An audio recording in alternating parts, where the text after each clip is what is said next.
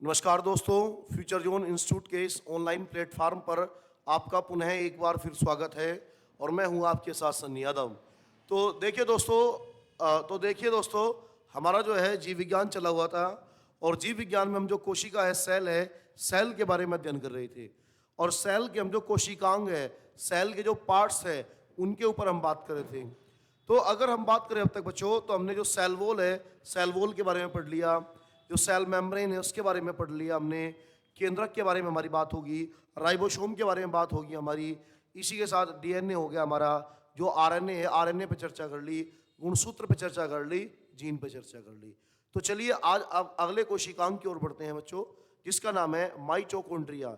ये माइटोकॉन्ड्रिया और शुद्ध हिंदी में इसको बोलते हैं सूत्र कणिका। चलिए लिखते हैं माइटोकॉन्ड्रिया।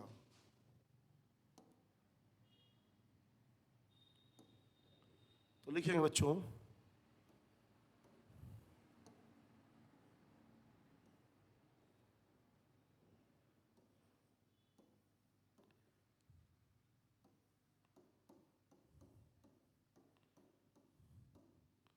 माइटोकॉन्ड्रिया।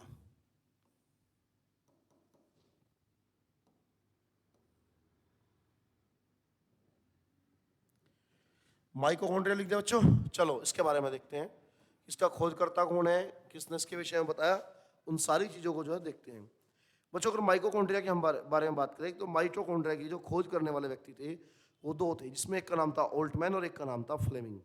यानी माइटोकॉन्ड्रिया की खोज करता है ओल्टमैन और फ्लेमिंग। जबकि बच्चों इनका जो नामकरण करा था, वो नामकरण किसने करा था, तो वो नामकरण करा था बेंडा ने। चलिए लिखते हैं, लिखेंगे माइटोकॉन्ड्रिया माइटोकॉन्ड्रिया माइटोकॉन्ड्रिया की खोज, माइटोकॉन्ड्रिया की खोज ऑल्टमैन व फ्लेमिंग ने की थी। फ्लेमिंग ने की थी। माइटोकॉन्ड्रिया की खोज ऑल्टमैन व फ्लेमिंग ने की थी तथा इसका नामकरण बेंडा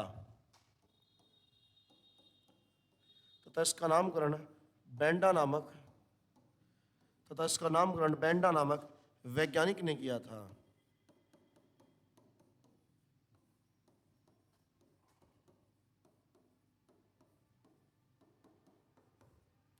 इतनी बात क्लियर है बच्चों।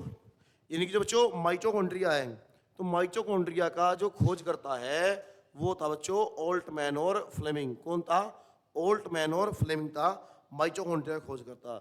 जबकि बच्चों इसका जो नामकरण करा था, नामकरण करने वाला जो वैज्ञानिक था बच्चों, नामकरण करने वाला वैज्ञानिक कौन था? बेंडा था।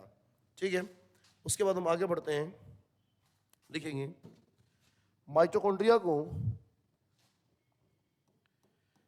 लिख लेंगे इसे पावर हाउस ऑफ सेल, इसे पावर हाउस ऑफ सेल। यानी माइटोकॉन्ड्रिया को पावर हाउस ऑफ सेल कहा जाता है बच्चों। इसी के साथ इसे एनर्जी हाउस ऑफ सेल भी कहते हैं।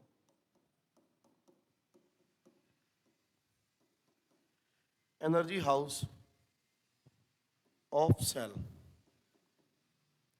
पावर हाउस ऑफ सेल या एनर्जी हाउस ऑफ सेल जो है, पावर हाउस ऑफ सेल या एनर्जी हाउस ऑफ सेल जो कहा जाता है बच्चों, वो दोनों किसे कहा जाएगा? माइटोकॉन्ड्रिया को कहा जाएगा। क्योंकि माइटोकॉन्ड्रिया जो है उसके अंदर एक संरचना होती है, उसे क्रैब साइकिल बोलते हैं।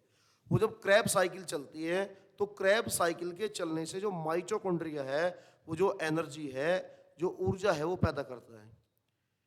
तो जिससे हमारा जो शरीर है, हमारे शरीर को जो है वो ऊर्जा मिलती है। इस वजह से जो माइटोकॉन्ड्रिया है, माइटोकॉन्ड्रिया को पावर हाउस या एनर्जी हाउस ऑफ सेल कहा जाता है बच्चों। ठीक है, बात क्लियर होगी। तो आपसे पूछेगा पावर हाउस ऑफ सेल क्या है, तो पावर हाउस ऑफ सेल क्या है? Mitochondria. Energy house of cell क्या है? तो माइटोकॉन्ड्रिया। माइटोकॉन्ड्रिया का खोजकर्ता कौन है? तो ओल्टमैन और फ्लेमिंग। नामकरण करने वाला वैज्ञानिक कौन है? तो नामकरण करने वाला वैज्ञानिक कौन हो जाएगा बच्चों? तो वो हो जाएगा हमारा बेंडा। ठीक है, चलिए अब अगले कोशिकांग की ओर चलते हैं जिसका नाम है लाइसोसोम। अगला कोशिकांग है बच्चों हमारा जिसका नाम है लाइसोसोम।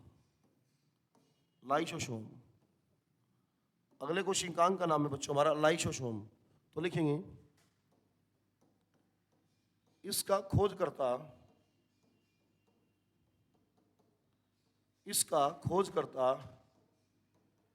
डी डुबे। इसका खोजकर्ता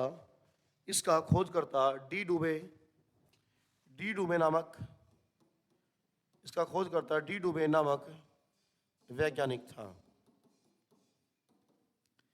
यानी बच्चों जो लाइसोसोम है, लाइसोसोम की जो खोज करी, वो लाइसोसोम की खोज किसने करी थी बच्चों?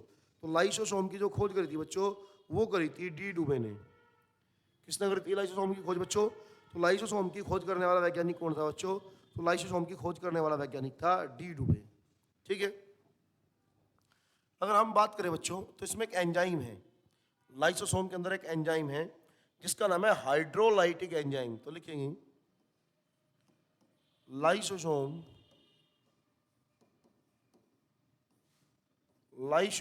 के अंदर हाइड्रोलाइटिक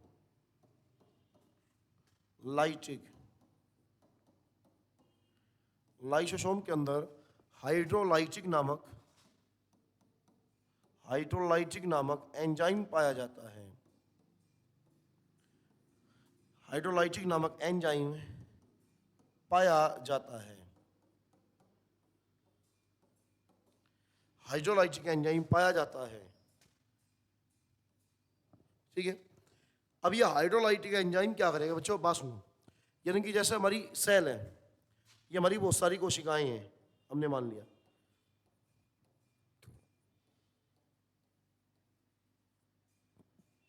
ये होगी सेल। अब मान लो बच्चों क्या हुआ कि जैसे ये एक सेल है, ये कोशिका है, ये सेल है, ये कोशिका होगी, ये एक सेल होगी। तो मान लो बच्चों अगर ये सेल क्या होगी? डेड होगी, मृत होगी। तो इसे यहां से हटाने का काम क्या करेगा? जो उसके बराबर वाली कोशिका है, सेल है, ये क्या करेगी बच्चों? एंजाइम निकाल लेगी। कौन सा? हाइड्रोलाइटिक। इसका जो लाइसोसोम वाला पोर्शन है वो इसमें से हाइड्रोलाइटिक एंजाइम निकाल लेगा और उस हाइड्रोलाइटिक एंजाइम का छिड़काव करेगा इसके ऊपर ताकि ये क्या हो जा? समाप्त हो जा। तो इसी वजह से बच्चों लाइसोसोम जो है उसे कोशिका का जो सफाई कर्मी है, कोशिका का सफाई कर्मी कहा जाता है। कोशिका का सफाई कर्मी कहा जाता है क्योंकि ये मृत कोशिकाओं को हटाने का कार्य करती है। क्या करती है? मृत कोशिकाओं को हटाने का कार्य करती है। बात क्लियर है? ठीक है। लेकिन कभी कभी ऐसा होता है बच्चों, जैसे हाइड्रोलाइटिक एंजाइम निकाल रही है, कभी कभी हाइड्रोलाइटिक एंजाइम आवश्यकता से ज्यादा निकल जाता है।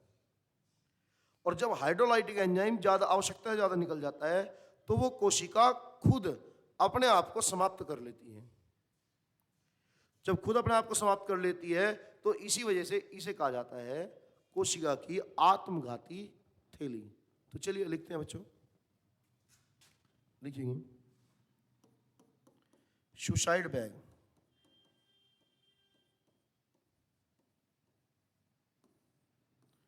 यानी कि आत्मघाती थैली।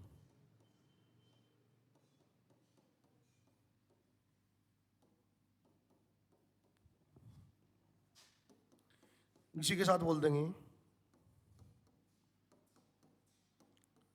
कोशिका का सफाई कर्मी। इन जो कोशिका उसकी सफाई कर्मी के, और ये अपने आप को समाप्त कर लेता है। इस वजह से कभी कभी से परमाणु बम, एटम बम की संज्ञा भी दी जाती है।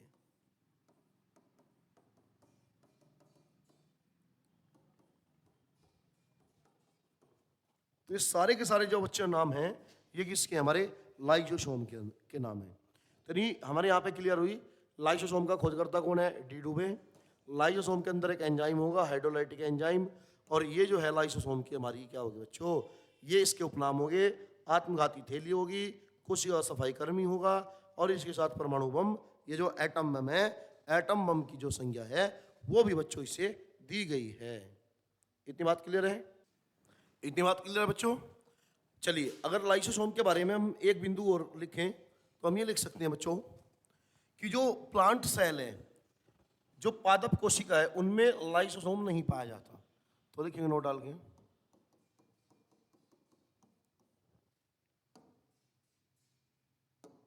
तो लिखेंगे पादप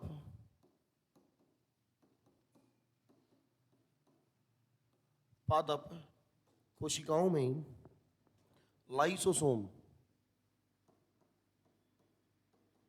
पादप कोशिकाओं में लाइसोसोम नहीं पाया जाता है। यानी जो एनिमल सेल है बच्चों, एनिमल सेल में तो लाइसोसोम होगा, लेकिन जो प्लांट सेल है, प्लांट सेल में लाइसोसोम नहीं होगा बच्चों। तो इसे नोट डाल के आप लिख लेंगे। इतनी बात क्लियर हुई। चलिए अब अगले कोशिकांग की ओर चलते हैं, जिसका नाम है एंडोप्लाज्मिक रेटिकुलम। एंडोप्लाज्मिक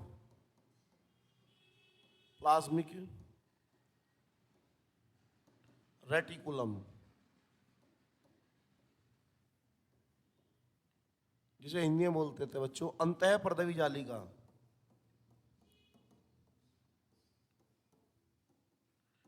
अंतः प्रदवी जालिका, एंडोप्लाज्मिक रेटिकुलम, अंतः प्रदवी जालिका। अगर अंतः प्रदवी जालिका की बात करें बच्चों, तो इसकी खोज करी थी गार्नियर नामक वैज्ञानिक ने, और इसका जो नामकरण करा था वो करा था पोर्टर ने। चलिए लिखते हैं, यहीं पे लिख देंगे। जो खोज है वो करी थी गार्नियर ने, और जो नामकरण है वो करा था बच्चों पोर्टर ने। यानी इसका जो खोज करता है बच्चों वो कौन है? गार्नियर। वो है गार्नियर नामक वैज्ञानिक। कौन है? गार्नियर नामक वैज्ञानिक। जब किसका जो नामकरण करा था वो करा था किसने? पोर्टर ने। नामकरण किसने करा बच्चों? पोर्टर ने करा। और जबकि जो खोज करता है वो कौन था? इसका गार्नियर था। मतलब ये एक कोशिका के अंदर एक प्रकार से एक जाल बिछा हुआ है, एक जाल बिछा हुआ है। जैसे मान लीजिए ये सेल होगी हमारी, ये सेल होगी, तो इसके अंदर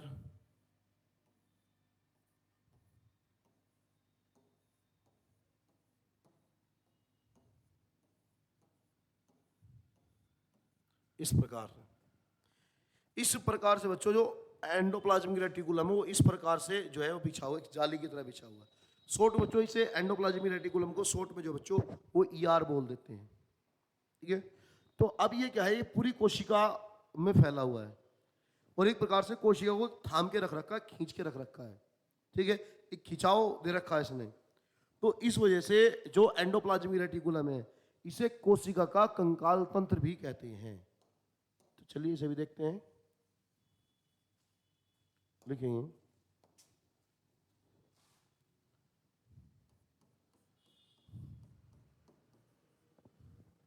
यार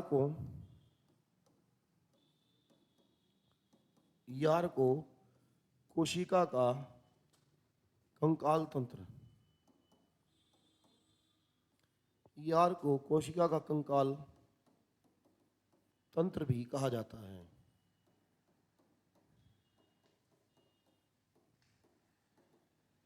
ईआर को कोशिका कंकाल तंत्र भी कहा जाता है। यानी जब जो ईआर है, ईआर को कोशिका को हम क्या कहेंगे? कंकाल तंत्र कहेंगे। और ईआर बच्चों दो प्रकार के होते हैं, तो इसे भी हम लिख लेंगे। ईआर दो प्रकार के होते हैं।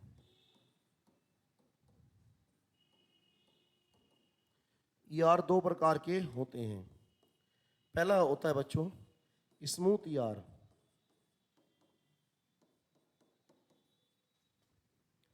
और दूसरा है हमारा रफ ईआर।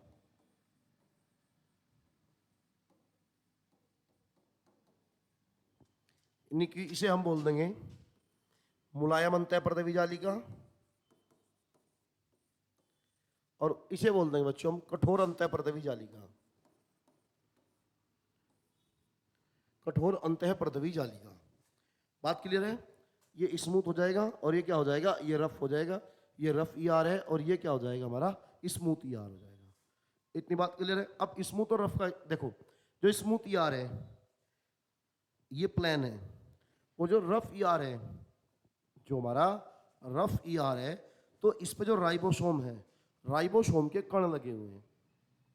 तो इस वजह से जब उसको हम ऐसे हाथ फेरते देखते हैं तो वो हमें क्या बच्चा लगता है, खुरदरा लगता है।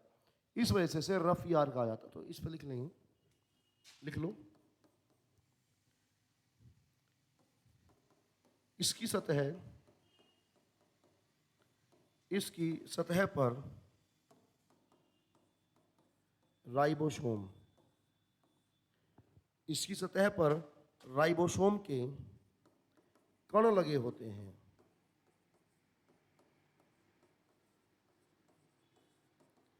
इसलिए ये कठोर नहीं बच्चों, कठोर नहीं। इसके लिए बच्चों कठोर वर्ड का यूज करें, खुरदरा कर लेंगे, है ना। कठोर तो हार्ड हो जाएगा, इसमें हम खुरदरा कर लेंगे, खुरदरा। इसलिए ये इसकी सतह पर राइबोसोम के कण लगे होते हैं, इसलिए ये खुरदरा मालूम होता है।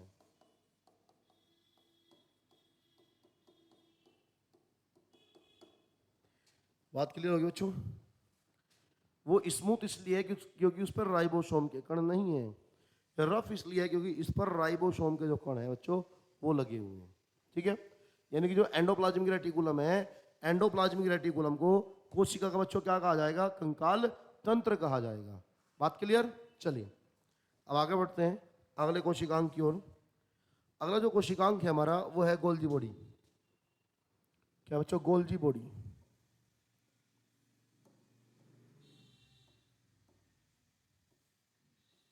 जैसे कि हम हिंदी में बोलते हैं गोल्जी काय।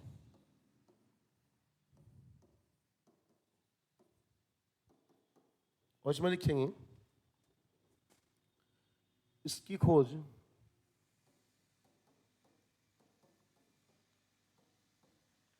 कैमिलियो गोल्जी ने की थी। कैमिलियो गोल्जी,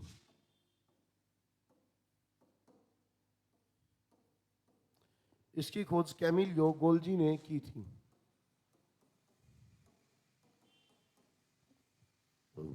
खोजकर्ता कौन था बच्चों, कैमिलियो गोल्जी था। इसी वजह से इसका नाम क्या हो गया बच्चों, गोल्जी बॉडी हो गया, कैमिलियो गोल्जी के नाम पे। कैमिलियो गोल्जी के नाम पे इसका नाम बच्चों क्या हो गया, इसका नाम होगा बच्चों गोल्जी बॉडी। ठीक है, अब ये एक प्रकार से जो कोशिका है, कोशिका के कोशिकांग है, वे आपस में एक दूसरे से ना टकराएं, इन सारी चीजों का ध्यान रखता है। इसलिए से इस वजह से गोल्जी बॉडी को ट्रैफिक पुलिस ऑफ सेल बोलते हैं बच्चों। तो लिख लेंगे ट्रैफिक पुलिस ऑफ सेल।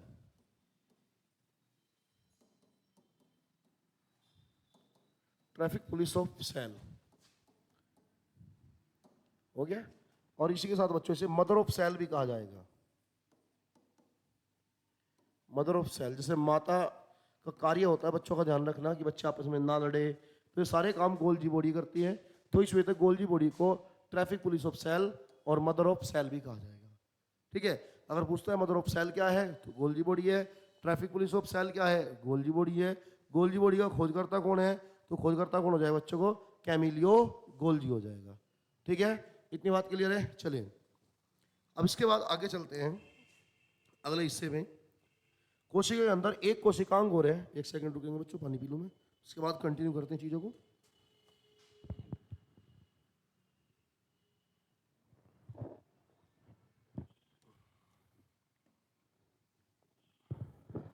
चलिए अगर हम बात करें बच्चों, एक कोशिकांग और है जिसका नाम है रिक्तिका। रिक्तिका, इसे बच्चों रसधानी भी कहते हैं, रसधानी, और इंग्लिश में वैक्यूल्स बोल देते हैं। अब अगर हम इसकी बात करें, ये क्या है बच्चों, ये एक स्पेस है और एक खाली स्थान है।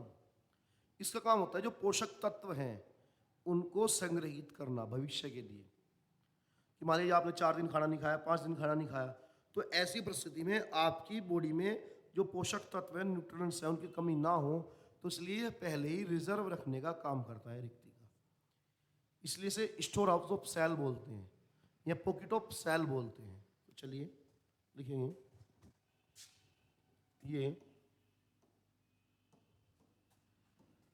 ये पोषक तत्वों को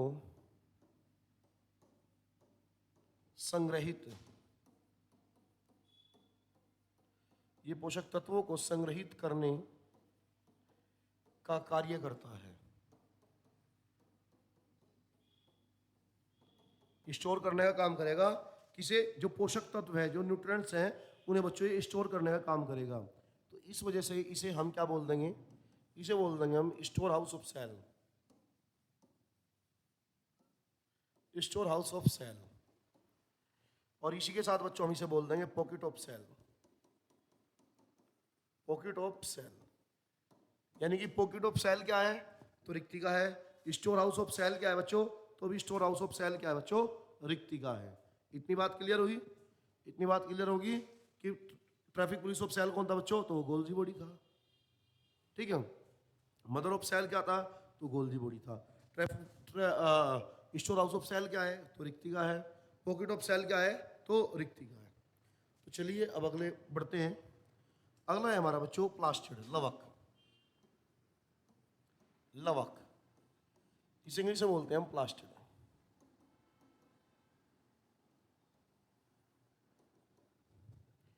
और जो पेड़ पौधों, जो पेड़ पौधों में जो रंग है, पेड़ पौधों में रंग के लिए यही उत्तरदायी है, लवक उत्तरदायी है।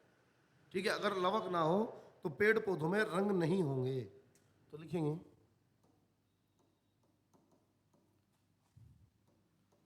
पेड़ पौधों में रंगों के लिए, पेड़ पौधों में रंगों के लिए यही उत्तरदायी होता है।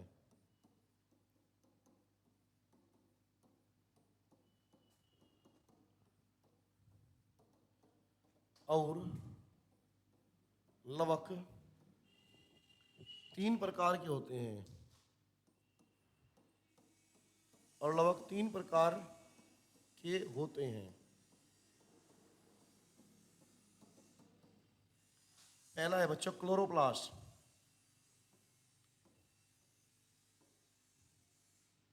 Chloroplast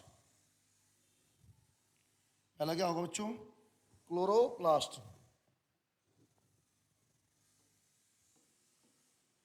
chloroplast. दूसरा क्या होगा? क्रोमोप्लास्ट।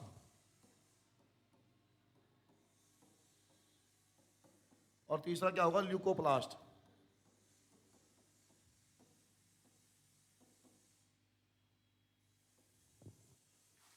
कितने हो गए बच्चों? 3। कितने हो गए? 3। ये हो जाएगा।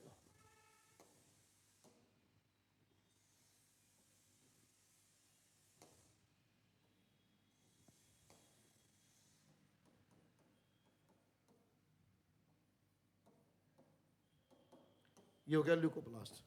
ये 3 प्रकार के बच्चों, क्लोरोप्लास्ट, क्रोमोप्लास्ट और ल्यूकोप्लास्ट। पेड़ पौधों में जो हरे रंग है, हरे रंग, हरे रंग के लिए उत्तरदायी है क्लोरोप्लास्ट। हरे रंग को छोड़कर बाकी रंगों के लिए उत्तरदायी है शेष रंगों के लिए ये। और जो ल्यूकोप्लास्ट है बच्चों, जो ल्यूकोप्लास्ट है, ये पारदर्शी के लिए उत्तरदायी है, पारदर्शी। और जो खासतौर पे कहाँ पाया जाएगा? जड़ों में, रूट में। जो पेड़ पौधों की जो जड़ होती है, रूट होती है, उनमें आपको पारदर्शी कलर दिखाई देगा, सफेद सा होगा, एक हल्का सा सफेद सा। तो उसके लिए उत्तरदायी है ल्यूकोप्लास्ट। बाकी रंगों के लिए है क्रोमोप्लास्ट, और हरे के लिए कौन होगा? क्लोरोप्लास्ट। इसलिए आपको पता होगा कि पेड़ पौधे जो है प्रकाश संश्लेषण की प्रक्रिया भोजन बनाते हैं, और उसके लिए हरा रंग जो है वो आवश्यक है।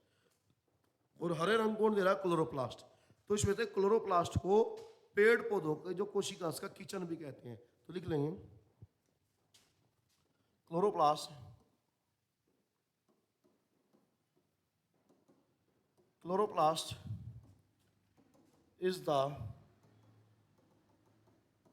Kitchen of plant cell. यानी कि बच्चों जो क्लोरोप्लास्ट है, वो जो प्लांट सेल है उसका क्या हो जाएगा? किचन हो जाएगा, क्योंकि ये मदद करता है भोजन को बनाने में। अच्छा, दूसरी बात, जो जंतु कोशिका है, जो एनिमल सेल है, उसमें जो लवक है, प्लास्टिड है, वो नहीं पाया जाएगा। तो लिख लेंगे जंतु कोशिका में लवक नहीं पाया जाता है, नहीं पाया जाता है। जंतु जो कोशिका है बच्चों, उसमें लवक नहीं पाया जाता है। तो जो जंतु कोशिका है उसमें लवक नहीं पाया जाएगा।